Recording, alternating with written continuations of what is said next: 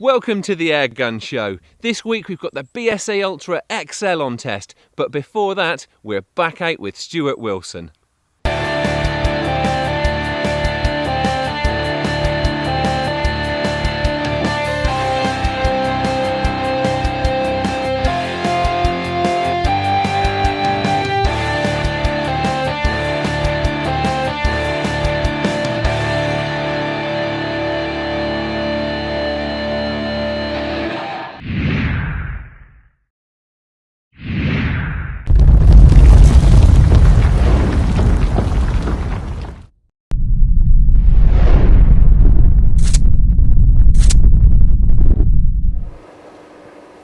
Received a phone call from a good friend with the opportunity for some rat shooting, and his words, he said, you know, occasionally the floor can move like a brown carpet. There can be that many rats. The only request was that the location wasn't disclosed, so not that it's a covert mission, but we've just got ourselves snuck into position on the balcony. Right, we're on a ratting mission tonight. You see from the mounds of recycling waste that it's a bit of a haven for rats. There's quite a few kicking about, even with the lights on. We'll try dab a few as they sort of move about if we can. If it proves a little bit difficult, it may be that we have to knock the lights off and maybe switch to sort of red lamp. I may even put the camera onto infrared so that we actually get a decent sort of framed picture of the rats, and then we'll put the gun onto them and shoot them. It's a bit cold. We can hear rats kicking about, so I think they'll be certainly mooching and gathering food. We've got quite a nice vantage point here on this balcony. Two main sort of lumps of rubbish, so we'll see how we get on.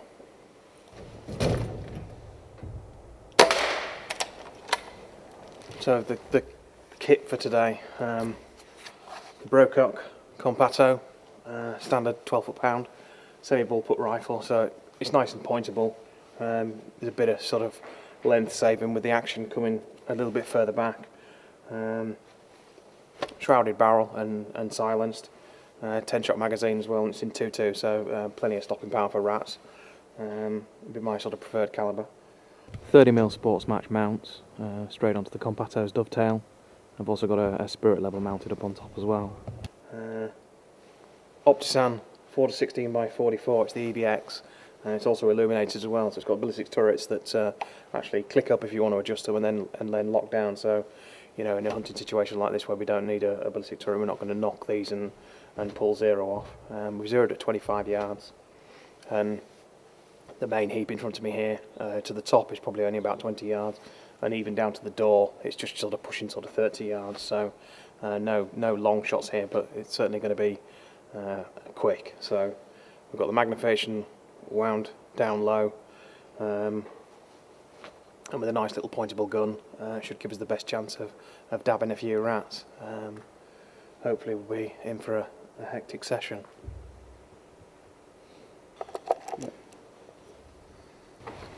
We're going to try and get the lights down now. Put the little light onto the front of the gun with a little red filter on. So it's a nice tight spot. As soon as the lights go off, I'm expecting hoping there'll be a bit more action, but they'll maybe be a bit steadier. They won't be sort of shifting through, skipping about quite as much. An awful lot of rats moving through the heaps. It's going to be difficult getting a shot on some of these. Sort of pick our moments and try and thread as many efficient shots through as we can.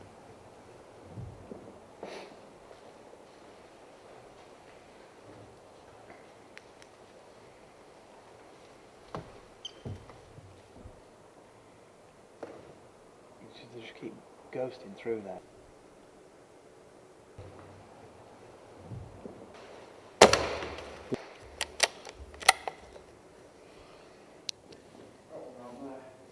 We're keeping the mags topped up as well.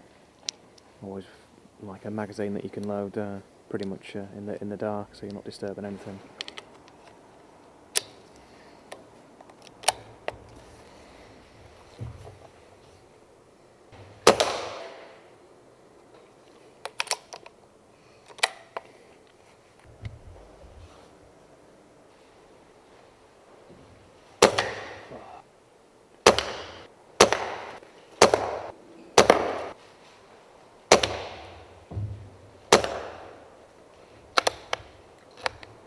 Well, we started the night with the lights on, and the rats just sort of a little bit skippy. I mean, there's an awful lot of ground for them to be sort of bobbing about and in on, and there's a whole host of food for them.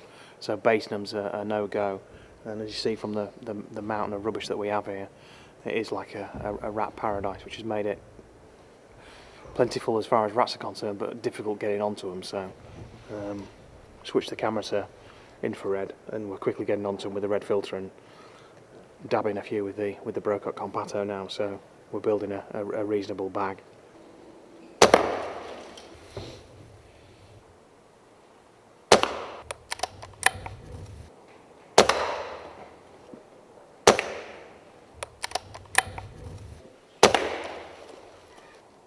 And getting into the groove, filming with the camera so that we get a decent shot, and using the red filter as dull as possible on the little Compatto.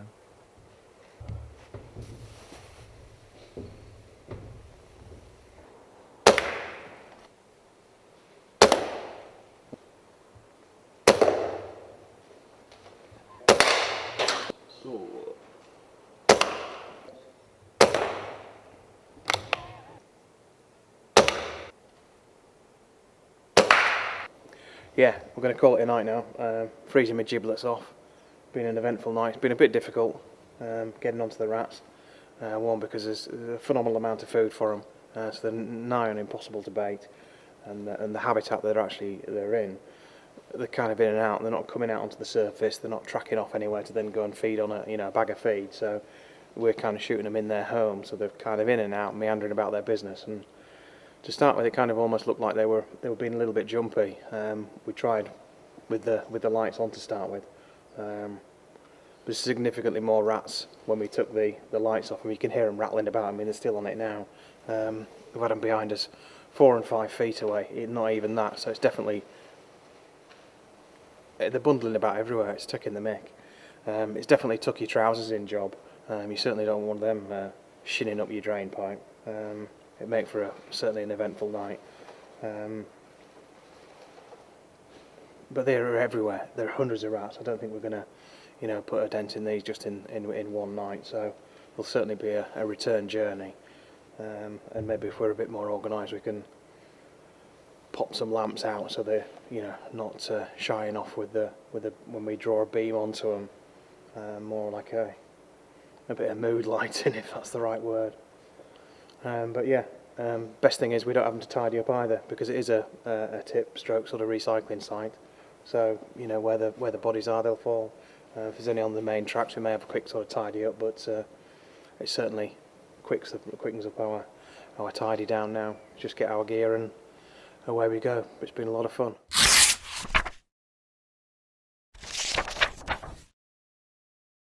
Hopefully we'll be seeing more from Stuart in a few weeks' time. And now, it's the Airgun Show news. This is the Airgun Show news, brought to you by Valley Arms Shooting Supplies.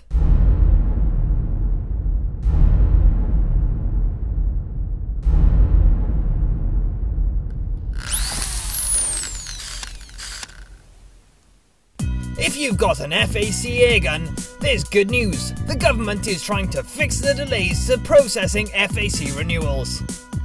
New proposals call for an automatic 8-week extension to a firearm certificate if the police are still processing the renewal when it expires. This reduces the likelihood of shooters having to check their airguns into storage to avoid falling foul of the law. Shooting groups said they'd worked hard to ensure this law change saw the light of day. The rules for Olympic airgun events have changed. Finals in men's and women's international events will now be longer, with 2 5-shot series kicking off the final, and those who go the distance shooting a total of 24 shots. There are also a host of changes to kit, timing and scoring rules. Check out the changes on the ISSF website now. A new league for young airgun shooters will launch next year. The British Sporter League is intended specifically for young shots and those new to competitive shooting. If you'll be aged 20 or under on New Year's Day, you can enter. Get all the details on this exciting new competition on britishsporterleague.co.uk. And finally, If you're not sure what to get your airgun mad mates this Christmas, don't miss the December issue of Airgun Shooter magazine. It's got a packed Christmas gift guide featuring everything from bargain stocking fillers to top of the range gear. Also in the December edition, there's a guide to wet weather hunting, a test of the new Daystate Renegade, and tips on lamping winter rabbits. Pick it up at Good News Agents today. That was the Airgun Show News.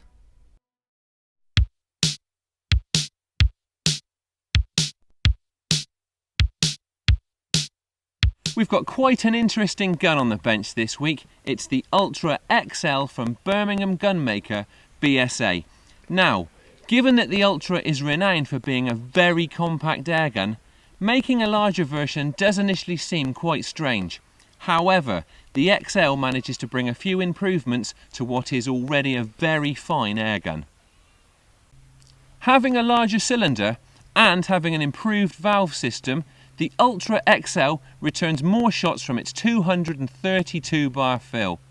The 22 caliber test gun gave around 80 consistent shots at just a shade over 11 foot-pounds, and if you go for 177 you can expect about 60. In each case, that represents an increase of about 50% on the Ultra SE. It may be bigger, but it is still relatively compact. It measures 90 centimetres from end to end and weighs in at around 3.3 kilos. That means it's going to be manageable for most people and should handle very well in the confines of a hide or inside farm buildings. The Ultra XL has an ambidextrous thumb hole stock. The thumb hole arrangement is very comfortable and the cutaway should be big enough to accommodate most people's hands. The only snag is that it does prevent you from shooting thumb up. I particularly like the long forend, which offers plenty of room however you like to hold the gun. There are neat, well-sized panels of checkering on the forend and pistol grip, and I'm pleased to say that they're in exactly the right place to provide the grip that they're intended for. My favourite feature of the stock has to be the adjustable cheek piece. It's very easy to tweak and enables you to get eye alignment exactly right with the scope, however high or low you like to mount your optics. Mount attachment is via BSA's dovetail rails. Being relatively long, they offer plenty of clamping space to comfortably accommodate most optics. Best of all, they aren't interrupted by a raised magazine. The mag sits neatly beneath the rails. The magazine is BSA's proven 10-shot rotary system, and you'll notice that the usual BSA magazine retaining clip is missing from the XL's action, and that's because on this one the magazine is held in place with magnets. It's driven by a rear bolt system which cycles the magazine, cocks the gun and pushes home the pellet. It's fast, smooth and very reliable, and the bolt has a crinkle finish which feels really secure in the hand. Engineering and finish are tidy throughout, just as you'd expect. And BSA's renowned cold hammer forged barrel, which has a reputation for being very accurate, comes as standard. It's capped with a muzzle brake, but it's also threaded to accept a silencer, and you'll probably want to fit one to mute down the XL's muzzle blast if you intend to use it for hunting. The XL's two-stage trigger is very good. From the box, this one was positive and predictable, and it's adjustable should you need to tweak it. Again, I'd be happier if the blade was made from metal, but it is very well shaped, with a gentle curve and a wide flat front edge which gives plenty of feel.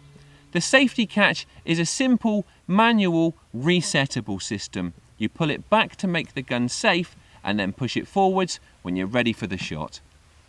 Filling with air is easy. Simply push the supplied quick fill probe into the inlet at the front of the cylinder. It features a turning collar to ensure that dirt and grime stay away from the internals. There's a clearly marked gauge at the front of the cylinder, so it's easy to see when it's time for a top-up. Right, I think that just about covers the BSA Ultra XL's main features, so in time-honoured tradition, let's get on with the accuracy test.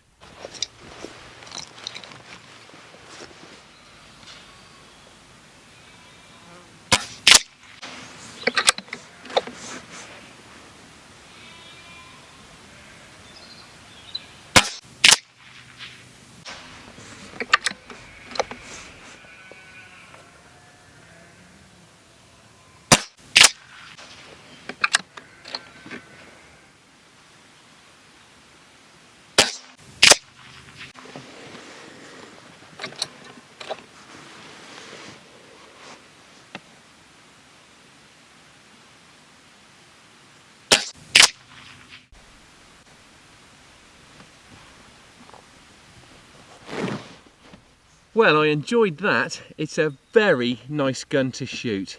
We've got absolutely no wind today. The target was out at 25 metres, and that's a very, very tight cloverleaf group. Now, the Ultra XL may not have been designed to win target shooting competitions, but it can definitely cut it as a serious hunting tool. I did initially think that it was an odd decision to make a bigger version of the BSA Ultra, but I'm glad they did. It's a very solid, very accurate airgun with some great features. And at £569, it's also surprisingly well priced, especially when you consider that it's a quality product from a famous British gun maker.